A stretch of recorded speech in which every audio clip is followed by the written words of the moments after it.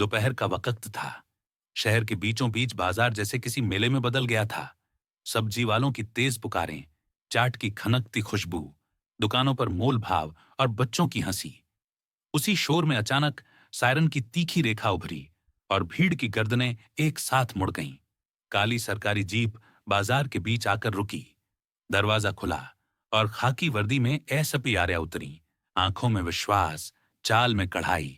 शहर में उनका नाम सुनकर बड़े बड़े बदमाश सांस रोक लेते थे। भीड़ को किनारे करते हुए आर्या बाजार की नसों को पड़ती आगे बढ़ी। एक जगह फुटपाथ के पास हंगामा था। एक आदमी किसी औरत पर ऊंची आवाज में चिल्ला रहा था, हाथ लहराता, कदम बढ़ाता, आंखों से डराता। तमाशबीन खामोश थे। आर्या बिजली सी पहुंची, उस आदमी की बांह पकड़कर घुमाया। ये क्या बदतमीजी है, भरे बाजार में? आदमी ने तिरछी हंसी से देखा। तुम कौन होती हो बीच में टांग अड़ाने वाली? अगले ही पल करारा थप्पड़ उसकी गाल पर बजा और बाजार का शोर जैसे दीवार से टकराकर लौट गया। कैमरे ऊपर उठ गए, भीड़ ठिठक गई। आदमी लड़खड़ाया, संभला, फिर धीमे बोला, अरे पहचान नहीं पाई? मैं कबीर, तुम्हारा तलाकशुदा पति। समय पल भर को ठहर गया। आर्या की आंखों की कठोरता पर अतीत की एक महीन परत झलक गई। 3 साल पुराने जख्म जैसे धूप में चमक उठे। सिपाहियों ने कबीर को पकड़ लिया। आर्या ने चारों ओर नजर डाली। भीड़ की भूखी जिज्ञासा और मोबाइल कैमरों के बीच उन्होंने बस इतना कहा, थाने चलो, यहां तमाशा नहीं। थाने के भीतर आर्या के केबिन का दरवाजा बंद हुआ तो बाहर की दुनिया जैसे पीछे छूट गई। आर्या सीधी खड़ी थी, कठोर, संयत। कबीर ने बिना पूछे कुर्सी खींची। आर्या ने रोका, ये ड्राइंग रूम नहीं। वह हल्के मुस्कुराया, तुम्हारी आदतें अब भी वैसी हैं। उसने कोट की जेब से एक पुराना मोड़ा सा लिफाफा निकाला और मेज पर रख दिया। अंदर तस्वीरें थीं, वही किस्म की जिन्होंने 3 साल पहले विश्वास की रीढ़ तोड़ी थी। मगर इस बार उनके साथ एक नाम लिखा था, डीसीपी अरमान खन्ना।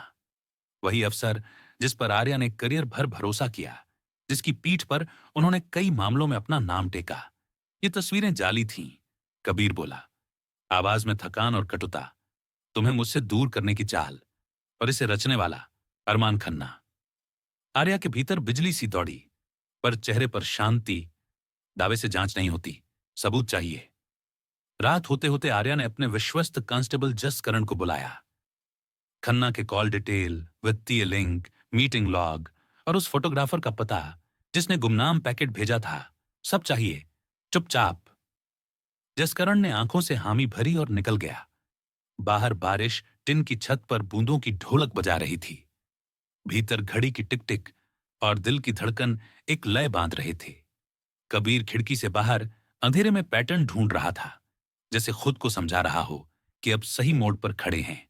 रात गहरी थी जब रिपोर्ट आई। मैडम, जसकरण बोला, खन्ना पिछले साल से एक प्राइवेट इंटेल एजेंसी से जुड़ा मिला। सीधे लेन देन नहीं, पर परतों में। तलाक से पहले वाले हफ्ते उसकी लोकेशन एक फोटोग्राफर राजन स्टूडियोज के साथ मैच कर रही है। राजन अब शहर छोड़कर एक कस्बे में छोटी दुकान चलाता है।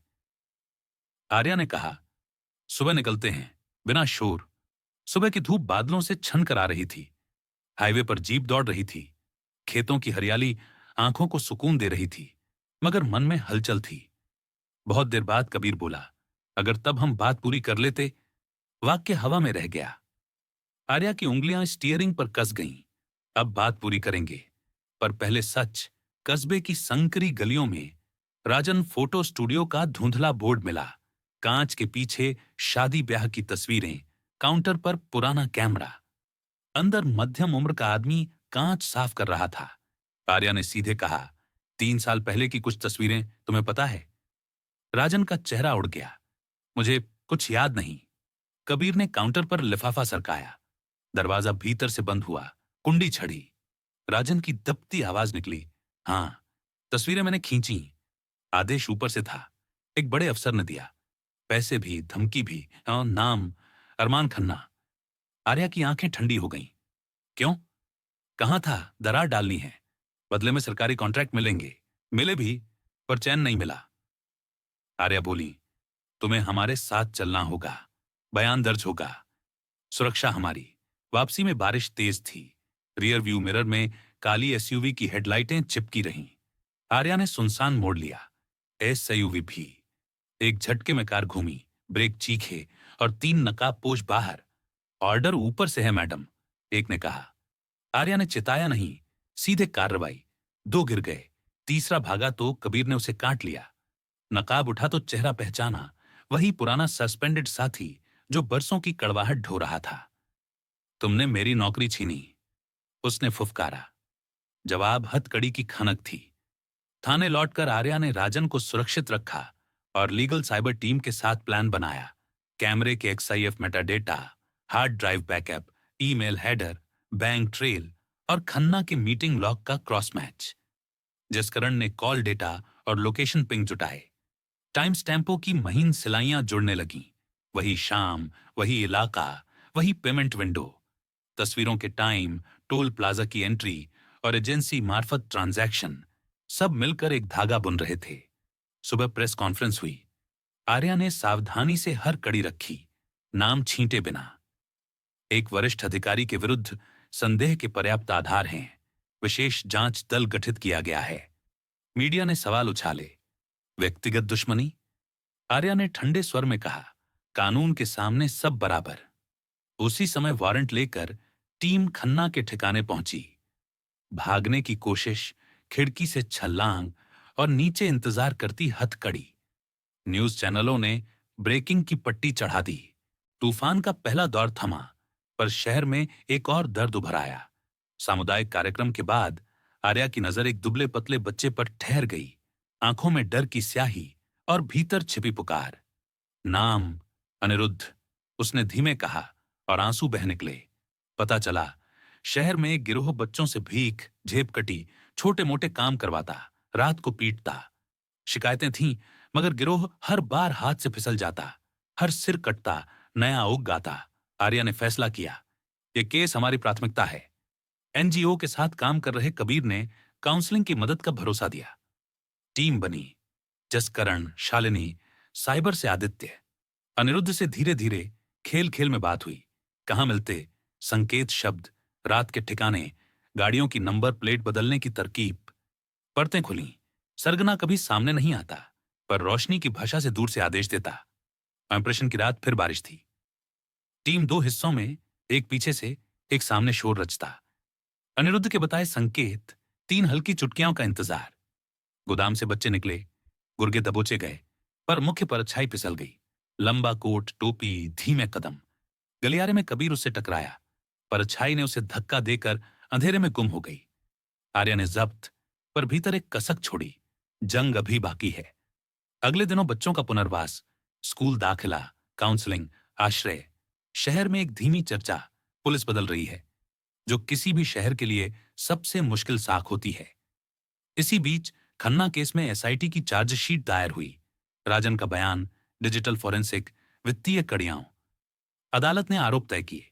शहर ने राहत की सांस ली, पर अनाथालय में लगी आग की रात ने फिर दिल दहला दिया। बच्चे बच गए। दीवारों पर काले धुएं की लिखावट, जैसे किसी संदेश की छाया। सीसीटीवी में वहीं परछाई, लंबा कोट, टोपी। दान देने वाली फर्म का ट्रेल नकली निकला। सरगना का मुखौटा। आर्या ने जाल बिछाया। एक और अनाथालय के लिए फर्जी दान का प्रस्ताव, विशेष ट्रेनिंग जैसा शब्द जो गिरोह को लुभाए। बैठक तय हुई। शहर से दूर एक रिसॉर्ट में। हर छत, पेड़, पगडंडी पर आंखें थीं। 2 साधारण चेहरे पहले आए, आत्मविश्वास से भरे कदम। आधी बात पर तीसरा दाखिल, लंबा कोट, टोपी। आपकी कोशिशें सराहनीय हैं, वह बोला, पर हमारे खेल में मुस्कुराहटें महंगी पड़ती हैं। आर्या ने शब्द काट दिए। कानून सस्ता नहीं पड़ता। इशारा हुआ, रोशनी बुझी जली, दरवाजे बंद। धुआं फैलने लगा, पर आर्या ने पूर्व तैयारी से मास्क बांधा था।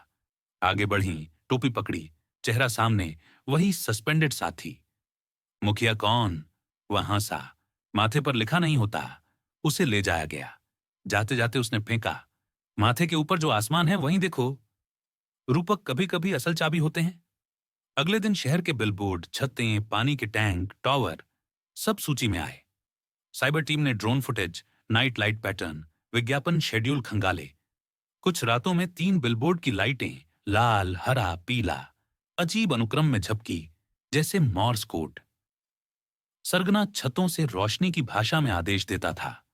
उस रात बिजली सर्किट पुलिस नियंत्रण में कर दिए गए। छोटे कंट्रोलर हर संदिग्ध अनुक्रम को लॉक कर रहे थे। झपक का कोट आया। उत्तर पहले से तैयार था। टीम 5 मिनट में संकेत वाली छत पर पहुंची। 4 लोग पकड़े गए। एक ने हथियार डाल दिए। उसकी आंखें छत के किनारे रखे पुराने पानी के टैंक की ओर भड़कीं। टैंक के भीतर छुपा चैम्बर, लैपटॉप, मिनी राउटर और बिलबोर्ड लाइट नियंत्रित करने वाला मॉड्यूल। सरगना वहीं था। न कोई चोगा, न टोपी, साधारण चेहरा, असाधारण तंत्र। उसकी शांति चकनाचूर हुई जब हथकड़ी ने धातु सा सत्य सुनाया। अगली सुबह सुर्खियां बदल गईं। छतों वाला मुखिया गिरफ्तार। अनाथालय आगकांड का सूत्रधार पकड़ा गया। बच्चों के पुनर्वास की गति बढ़ी। शहर के भीतर एक सांस गहरी हुई। अनिरुद्ध को नए स्कूल की यूनिफॉर्म मिली। उसकी धीमी हंसी किसी समाचार से बड़ी थी।